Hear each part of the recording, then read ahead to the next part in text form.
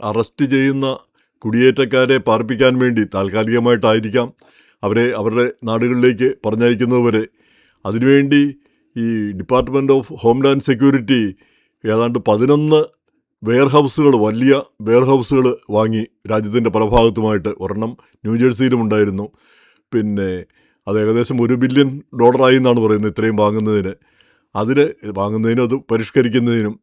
അതിൽ 7 $700 മില്യൺ 7 വിൽക്കാനായിട്ട് വെച്ചിരിക്കുന്നു. വിൽക്കുക അല്ലെങ്കിൽ മറ്റ് ഡിപ്പാർട്ട്മെൻറ്റുകൾക്ക് വിട്ടുകൊടുക്കാനായിട്ട് പിന്നെ DHS ഉദ്ദേശിക്കുന്നു. അപ്പോൾ അത് ന്യൂയോർക്ക് ടൈംസിൻ്റെ ഒരു റിപ്പോർട്ടിലാണ് കണ്ടത്. അപ്പോൾ അതിന് എന്താണൊരു അർത്ഥം എന്നാണ് മനസ്സിലാവാത്തത്. അതാണ് ആ റിപ്പോർട്ടിലും വ്യക്തമാകാത്തത്.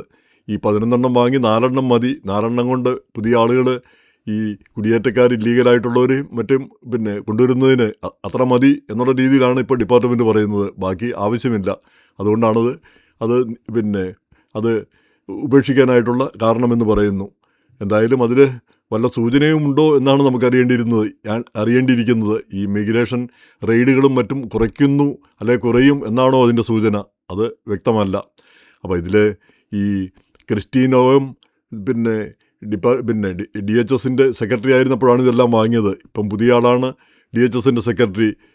മാർക്ക് വെയിൻ മല്ലിൻ, അദ്ദേഹം ഒക്ലഹോമയിലെ സെനറ്ററായിരുന്നു. അപ്പോൾ US സെനറ്ററായിരുന്നു. അപ്പോൾ അദ്ദേഹത്തിന് ജനങ്ങളുമായിട്ട് കൂടുതൽ ബന്ധമുണ്ട്. അപ്പം ക്രിസ്റ്റീനോയും നേരത്തെ ഗവർണറായിരിക്കുകയാണ് അവർ സെക്രട്ടറി ആകുന്നത്. അവർക്കും ജനപിന്തുണയുടെ ജനങ്ങളുമായിട്ടുള്ള ബന്ധത്തിന് കുറവൊന്നുമില്ലായിരുന്നു. എന്നിട്ടും ആളുകളെല്ലാം പുറത്താക്കുന്ന നടപടി ശക്തിപ്പെടുകയും അത് വിവാദങ്ങൾ സൃഷ്ടിക്കുകയും ചെയ്തു. അപ്പോൾ പുതിയ സെക്രട്ടറി പറയുന്ന അങ്ങനെ വിവാദപരമായിട്ട് ഈ അത്യധികം വിവാദങ്ങളൊക്കെ ഉണ്ടാക്കിക്കൊണ്ട് ആളുകളെ പുറത്താക്കുന്ന ആ രീതി വേണ്ട. ഇത് വളരെ ലീഗലായിട്ടുള്ളൊരു കാര്യം ലീഗലായിട്ട് ചെയ്താൽ മതി എന്നുള്ള രീതിയിലാണ് അദ്ദേഹത്തിൻ്റെ നിലപാട് എന്ന് തോന്നുന്നു. എന്തായാലും മിഡ് ടേം ഇലക്ഷൻ കഴിയണം. സ്ഥിതിഗതികൾ എന്താണ്, ഏത് രീതിയിലേക്കാണ് പോകുന്നത് എന്നറിയുന്നതിന് വേണ്ടി. അപ്പോൾ അത് ഇമിഗ്രൻസ് ആയിരിക്കും നമുക്കെല്ലാം പ്രധാനപ്പെട്ട ഒരു കാര്യം തന്നെ. ഇനി മറ്റൊരു കാര്യം കണ്ടത്, നമ്മുടെ മെയിനിൽ ഗവർണറായിട്ട് ഡോക്ടർ നീരവ് ഷാ, അദ്ദേഹം കോവിഡ് കാലത്തൊക്കെ മെയിനിലെ ആ കോവിഡിനെ നേരിട്ടതിൽ അതിന് നേതൃത്വം കൊടുത്ത വ്യക്തിയാണ്. അതുപോലെ തന്നെ CDCയുടെ ഡെപ്യൂട്ടി ഡയറക്ടറായിരുന്നു, അതിൻ്റെ ആക്ടിംഗ് ഡയറക്ടറായിട്ടും വർക്ക് ചെയ്തിട്ടുണ്ട്. അങ്ങനെ വിവിധ രംഗങ്ങളിൽ കർമ്മകുശലനായ ഒരു വ്യക്തിയാണ്, മികവ് തെളിയിച്ച വ്യക്തിയാണ്. അപ്പോൾ അദ്ദേഹം ഗവർണർ ഇലക്ഷൻ നടന്നപ്പോൾ 1ാം സ്ഥാനത്ത് വന്നത് അദ്ദേഹമാണ്. 26-27% വോട്ട് കിട്ടി. പക്ഷേ അവിടെ ഒരു റാങ്കിങ് സിസ്റ്റമാണ്. ഒരാൾ പലർക്ക് വോട്ട് ചെയ്യും നമ്മുടെ റാങ്ക് അനുസരിച്ച് 1, 2, 3 ആക്രമത്തിൽ. അപ്പോൾ ഏറ്റവും കുറഞ്ഞ വോട്ട് കിട്ടിയവരെ ഒഴിവാക്കിയിട്ട് ആ കുറഞ്ഞ വോട്ട് കിട്ടിയ ആൾക്ക് കിട്ടിയ 2-3 ചോയ്സ് വോട്ടുകൾ മറ്റവർക്ക് കൊടുക്കും. അങ്ങനെ ഒരു വിന്നർ വരുന്നത് വരെ ഇങ്ങനെ താഴെ കുറഞ്ഞ വോട്ട് ഉള്ളവരെ ഒഴിവാക്കും. അങ്ങനെ ഒഴിവാക്കി വന്നപ്പോഴത്തേക്ക് ഈ നീരവ് ഷാ 2ാം സ്ഥാനത്തായിപ്പോയി. അദ്ദേഹത്തിന് 43% വോട്ടേ ഉള്ളൂ. മറ്റൊരു ഒരു വനിതയ്ക്കാണ് അവർക്ക് 54%-ലേറെ വോട്ട് കിട്ടി. അപ്പോൾ 50%-ൽ കൂടുതൽ കിട്ടിയപ്പോൾ അവർ വിജയിക്കുകയും ചെയ്തു. അപ്പോൾ പ്രൈമറിയിൽ അവർ വിജയിച്ചു, ഷാ പുറത്തായി. നേരെമറിച്ച് ഈ ലോസ് ആഞ്ചലസിൽ നിത്യാരാമൻ, ഇന്ത്യക്കാരിയും മലയാളിയുമായ നിത്യാരാമൻ, അവർ ഇലക്ഷൻ ദിവസം പുറകിലായിരുന്നു. അന്ന് അവർ കരയുകയൊക്കെ ചെയ്ത് വീഡിയോയൊക്കെ വളരെ പബ്ലിഷ് ചെയ്യപ്പെട്ടതാണ്. പക്ഷേ പിന്നീട് വോട്ടുകൾ എണ്ണുന്തോറും അവർ പിന്നീട് വിജയിച്ചു. അവർ ഇലക്ഷൻ്റെ അവിടെ 2ാം സ്ഥാനത്ത് വന്നു. 2ാം സ്ഥാനത്ത് വന്നു കഴിഞ്ഞാൽ റൺ ഓഫിൽ വന്നു.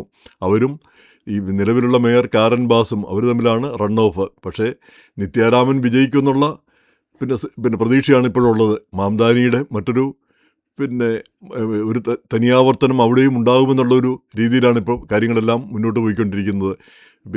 മാംദാനിയെപ്പോലെ ആ സോഷ്യലിസ്റ്റ് ആഭിമുഖ്യമുള്ള വ്യക്തിയാണ് നിത്യാരാമനും. അതുപോലെ തന്നെ ഈ പാർപ്പിട പ്രശ്നമൊക്കെ, ആളുകളുടെ ഹോംലെസ്നെസ് ഒക്കെ ഇല്ലാതാക്കുന്നതിന് വ്യക്തമായ കാഴ്ചപ്പാടുള്ള നേതാവാണ് താനും. അപ്പം അവർക്ക് അവരുടെ വിജയസാധ്യത കൂടുന്നു. ഇനി മറ്റൊരു നല്ല വാർത്ത കണ്ടത് ഫ്ലോറിഡയിൽ നിന്നാണ്. അതായത് ഒരു വൈറ്റ് ദമ്പതികൾ അവർ IVF ഇൻവിട്രോ ഫെർട്ടിലൈസേഷൻ, അതായത് ഈ ശരീരത്തിന് പുറത്ത് വെച്ച് അണ്ടവും ബീജവും തമ്മിൽ യോജിപ്പിക്കുന്നു. പിന്നെ അത് ശരീരത്തിൽ ഗർഭപാത്രത്തിൽ നിക്ഷേപിക്കുന്നു. എന്നിട്ട് ആ കുട്ടി ഉണ്ടാകുന്നു.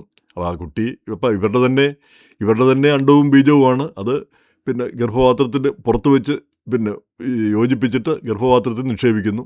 അങ്ങനെ അവർ പ്രസവിക്കുന്നു. പക്ഷെ പ്രസവിച്ചു കഴിഞ്ഞപ്പോൾ പിന്നെ ആ കുട്ടി ഒരു കറുത്ത കുട്ടിയാണ്, അത്ര കറുത്തതല്ല, എന്നാൽ ഒരു കറുത്ത നിറത്തിലുള്ള കുട്ടി. അപ്പോൾ ഇവരുടെ കുട്ടിയല്ലാന്ന് വളരെ വ്യക്തം.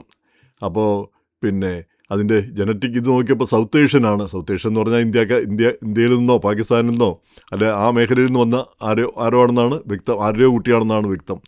അപ്പം ഈ കുട്ടിയുടെ മാതാപിതാക്കൾ വേറെ, അവരും ഇതുപോലെ തന്നെ IVF പിന്നെ അവരുടെ അണ്ടവും ബീജവും കൊടുത്തിരുന്നതാണ്. അപ്പോൾ അവർക്ക് അവരുടെ ഗർഭപാത്രത്തിൽ നിക്ഷേപിക്കേണ്ടത് ഇവിടെ നിക്ഷേപിച്ചു. അപ്പോൾ ഇവിടെ കുട്ടിയുണ്ടായി. ജനറ്റിക് മാതാപിതാക്കൾ വേറെയാണ്, പക്ഷേ ബർത്ത് മാതാപിതാക്കൾ, പക്ഷേ ഈ യഥാർത്ഥത്തിൽ പിന്നെ കുട്ടി പ്രസവിച്ചതും കുട്ടിയുടെ മാതാപിതാക്കളും ഈ വെള്ളക്കാർ ദമ്പതികളായി. അപ്പോൾ ന്യായമായിട്ട് ഒരു വലിയ കേസൊക്കെ ഉണ്ടാകേണ്ടതാണ്. പക്ഷേ എന്തായാലും അത് കേസൊന്നും ഉണ്ടായില്ല. ഈ പിന്നെ സൗത്ത് ഏഷ്യൻ ദമ്പതികൾ, അത് കേസ് പോയാലും ആരാണ് വിജയിക്കുകയെന്ന് പറയാൻ പറ്റത്തില്ല. പിന്നെ ആർക്കാണ് ആ കുട്ടിയുടെ അവകാശം കിട്ടുക എന്ന് പറയാനും